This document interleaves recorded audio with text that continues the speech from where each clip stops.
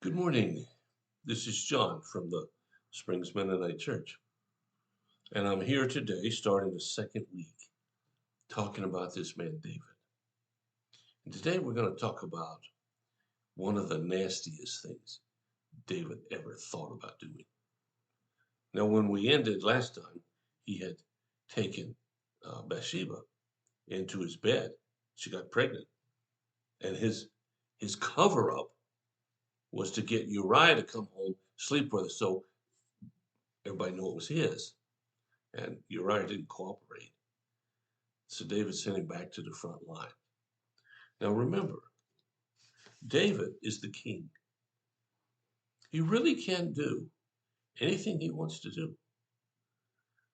And this king, David, is considered in history the greatest of all the Hebrew kings.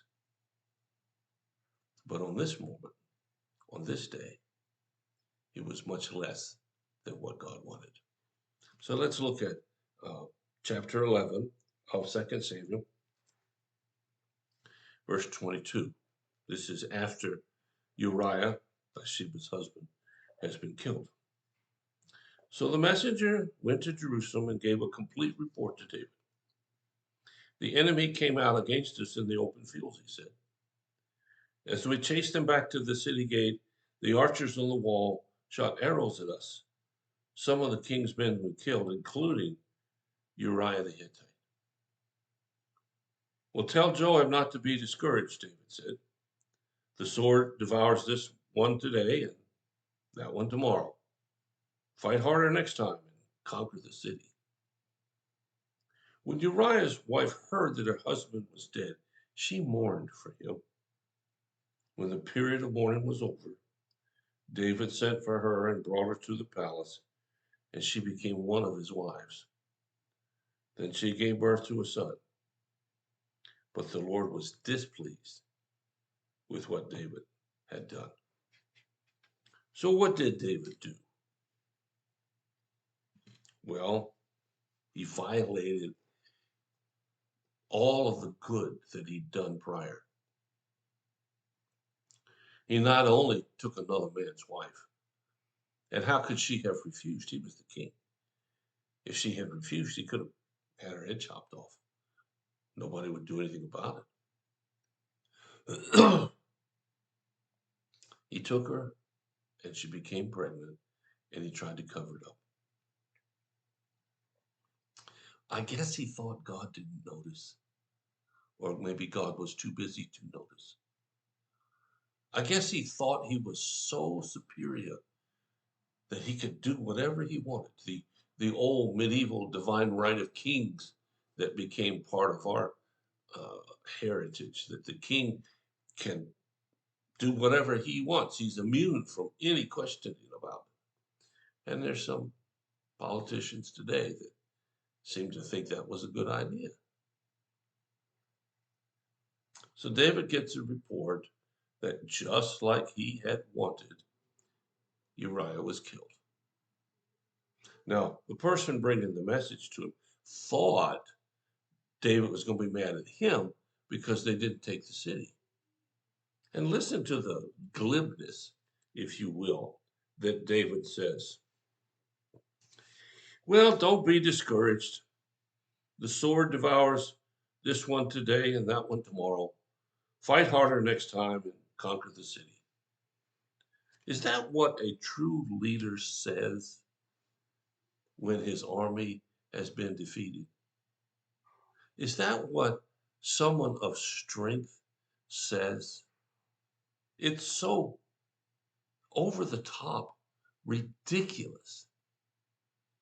There's no real defense of it. But of course, he didn't really want to conquer the city. He just wanted Uriah killed. Even though David himself didn't shoot the arrow, he's the murderer. He's the one who's responsible. So it goes on to say that there was a time of mourning. And when the mourning was over, David brought Bathsheba to his house. and she became one of his wives, plural. It wasn't like David was trying desperately to find a wife. He already had several. He just wanted her because she was pretty and because he was king and he could take her. A lot of people in this world like that. They think there's no retribution. Think maybe nobody will really notice. But it says here, now here's the key. Then she gave birth to a son. That was the son that was conceived before Uriah was killed. But the Lord was displeased with what David had done. Now we're going to read shortly how that displeasure got worked out.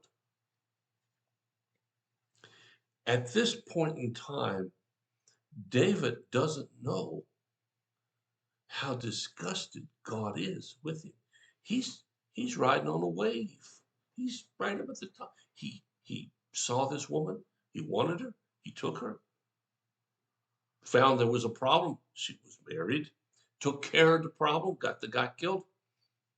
Now she's in his fold, and everything is hunky dory. At least he thinks so. How many times have we thought that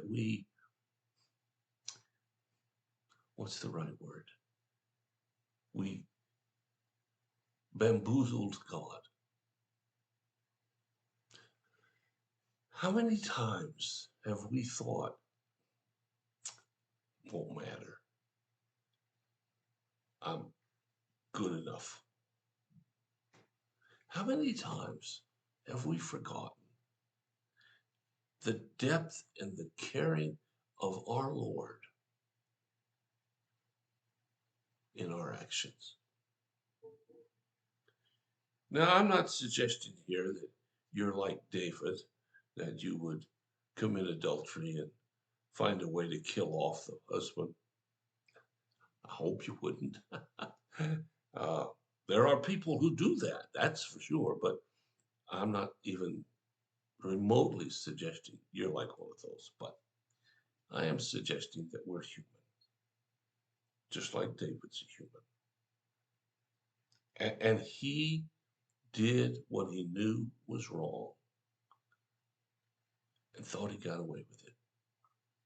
Now, there is not even an inch of remorse in David's heart about this whole thing. He's not sorry Uriah's dead. He's probably happy because now he gets everything that he wanted. You and I can learn from how this great man of God fell so badly and so far over something so simple. He wanted someone else's wife. It's almost as bad as wanting someone else's cookie when we were little. The good news is that the story doesn't end with this chapter. You got to come back tomorrow and the next day and listen some more. And that's what we're going to talk about. So I'm going to leave you hanging today. Yeah, I know. Just hang in there. God has another word yet over this story of David. Thanks for listening. Call us if you have a need that we can help you with. We'll do whatever we can as fast as we can to help meet your need. Take care. I'll be back tomorrow. Hope you will too.